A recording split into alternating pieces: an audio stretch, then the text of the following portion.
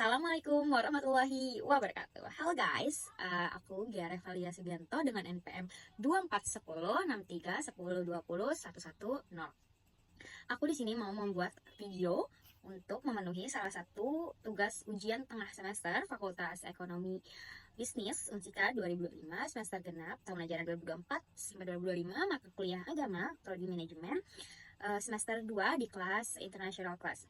Sifatnya take home dan dosen pengujinya Bapak Dr. Iqbal Amar Muzaki MPD.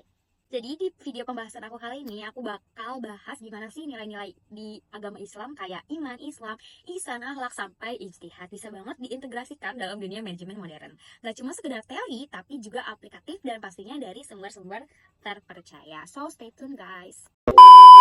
Di sini aku akan menjawab dalam bentuk 8 soal. Soal yang pertama yaitu jelaskan bagaimana rukun iman, Islam, ihsan saling berhubungan dan mempengaruhi perilaku seorang manajer dalam lingkungan kerja. Berikan contoh nyata dari situasi yang mungkin dihadapi.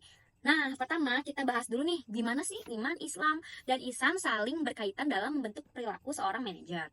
Bayangin gini, kayak iman itu fondasi, Islam itu bangunannya, dan ihsan ya itu keindahan finishingnya. Jadi tiga-tiganya dilakuin untuk kesempurnaan. Saling menguatkan. Yang pertama, iman. Bikin manajer punya keyakinan kuat terhadap nilai moral. Kalau Islam, bikin manajer bertindak sesuai syariat kayak jujur, adil, gak curang.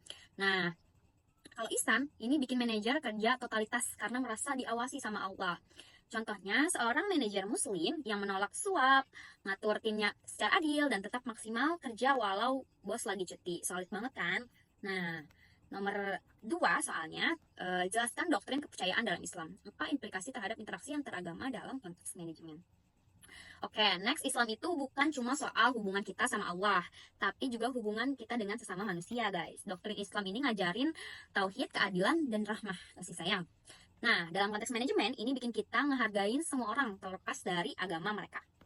Jadi kalau ada tim kerja yang beda-beda agama, justru Islam ngajarin buat kita fair, adil, terbuka, dan menghargai perbedaan satu sama lain. Lanjut soal nomor 3, jelaskan sebuah rencana tindakan yang mengintegrasikan nilai-nilai akhlak dalam praktik manajemen di perusahaan. Apa langkah-langkah yang perlu diambil untuk menerapkan nilai-nilai tersebut? Nah, kalau ngomongin akhlak di perusahaan, ini nggak boleh ketinggalan. Gimana caranya? Yang pertama, tetapkan nilai utama, jujur, amanah, adil. Yang kedua, adain pelatihan etika kerja Islam. Yang ketiga, terapin sistem penilaian berbasis akhlak.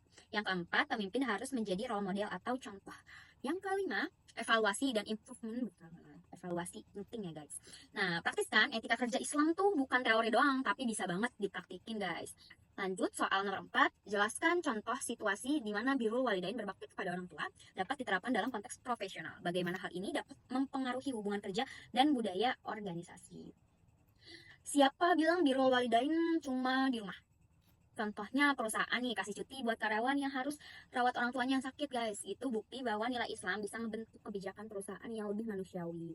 Efeknya karyawan jadi loyal, budaya kerja jadi penuh empati gitu. Terus lanjut soal nomor 5. Identifikasi dan jelaskan 3 sumber ajaran Islam yang paling relevan untuk pengambilan keputusan dalam manajemen. Bagaimana sumber-sumber ini dapat digunakan dalam praktik sehari-hari. Kalau manajer mau ngambil keputusan, ada 3 sumber penting nih. Yang pertama Al-Quran, ini fondasi nilai dan etika. Yang kedua hadis, contoh konkret langsung dari Rasulullah SAW. Yang ketiga ijtihad, interpretasi untuk masalah baru. Nah, kombinasi ketiganya ini bikin keputusan kita gak cuma strategis tapi juga etis. Lanjut, soal nomor 6, jelaskan proses ijtihad dalam konteks modern. Apa tantangan yang dihadapi oleh para ulama dalam menerapkan ijtihad di era globalisasi dan teknologi saat ini? Ijtihad zaman now kali ya, penting banget. Dunia makin kompleks, ada AI atau isu ESG, globalisasi. Makanya ijtihad itu jadi alat untuk jawab tantangan zaman modern. Tapi tantangannya juga nggak main-main, butuh ulama yang paham konteks modern plus ilmu lintas bidangnya juga guys. Lanjut soal nomor 7, jelaskan rancangan sebuah program pelatihan untuk manajer yang mengedepankan nilai-nilai Islam dalam kepemimpinan. Apa saja komponen utama yang harus ada dalam program tersebut. Bikin program pelatihan buat manajer Islami bisa banget. Ini ada nih komponennya kayak pertama materi akhlak dan akidah atau akidah dan akhlak. Yang kedua studi sirah Nabi sebagai pemimpin. Yang ketiga, studi kasus ada simulasi etika. Yang keempat, evaluasi spiritual. Yang kelima, mentoring oleh pemimpin muslim. Ini bukan sekedar training biasa, tapi great karakter dan leadership mindset. Lanjut soal terakhir, soal nomor 8. Jelaskan bagaimana pemahaman tentang rukun agama dapat membantu seorang manajer dalam membangun tim yang solid dan harmonis. Apa strategi yang dapat diterapkan untuk mencapai tujuan tersebut? Last but not least, gimana rukun agama bantu manajer bangun tim yang solid? Nah, yang pertama iman, bikin tim saling percaya. Yang kedua Islam, bikin aturan dan kerja jadi jelas. Yang ketiga terakhir yaitu apa guys? Ihsan, bikin kerja jadi tulus dan profesional. Strategisnya teladan komunikasi terbuka dan sistem kerja yang kolaboratif. Jadi jangan lupa tiganya ini menyempurnakan guys. Iman, Islam, ihsan gitu. Oh ya guys, aku lupa kasih tahu kalau misalkan penjelasan yang udah aku jelasin tadi sebelumnya itu aku ambil dari sumber-sumber berikut ini. Yang pertama ada sumber dari Al-Quran, Quran Surah Al-Hujurat ayat 13 tentang toleransi dan penghargaan terhadap keberagaman. Yang kedua ada Quran Surah Al-Isra ayat 23 tentang birrul walidain, berbakti kepada orang tua. Yang ketiga Quran Surah Al-Imran ayat 159 tentang kepemimpinan yang lembut dan musyawarah.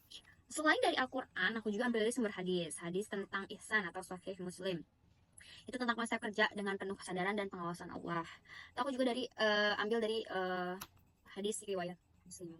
Aku juga ambil dari beberapa sumber buku dan referensi akademik Islami guys. Ada juga dari beberapa buku nih. Judulnya Islamic Business Ethnic, yang nulisnya Rafiq Isa Bakun tentang etika bisnis dan pemimpinan Islami, jujur, amanah, adil dan profesional. Yang kedua bukunya tentang judulnya Islam and Economic Challenge dari M. Umer. Itu tuh tentang integrasi nilai-nilai Islam dalam ekonomi dan manajemen. Terus selanjutnya bukunya judulnya Principle of Islamic Jurisprudency dari Hasim Kamali. Itu tentang sumber hukum Islam dan ijtihad dalam konteks modern.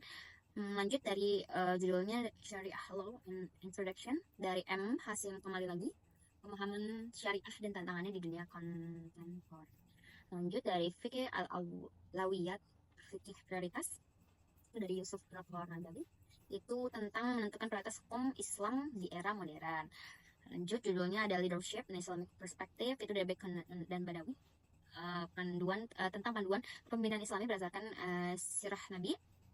Dan yang terakhir ada buku judulnya The Heart of Islam dari Syed Hasan Nasr tentang Islam sebagai agama kasih sayang, akhlak, dan spiritualitas. Terakhir aku juga ambil dari sumber jurnal ilmiah. Ada 3 jurnal yang aku ambil, Journal of Islamic Business and Management, Study Islamika Uin Syarif Hidayatullah, dan yang terakhir International Journal of Islamic. Jadi guys, Islam itu nggak cuma ngatur ibadah, tapi juga profesionalisme dan kepemimpinan. Kalau kamu suka video ini, jangan lupa like, comment, and share. Dan tulis di kolom komentar kalau nilai Islam apa yang paling relevan menurut kamu buat diterapin di dunia kerja yang sekarang ini guys, yang modern. Segitu aja video penjelasan dari aku. Semoga bermanfaat untuk kita semua dan mendapatkan syafaat dari Nabi Muhammad SAW di hari akhir nanti. Amin ya rabbal alamin. Dan aku juga memohon maaf bila ada kekurangan atau kesalahan, karena kesempurnaan hanyalah milik Allah Subhanahu wa Ta'ala. Sampai jumpa di video selanjutnya.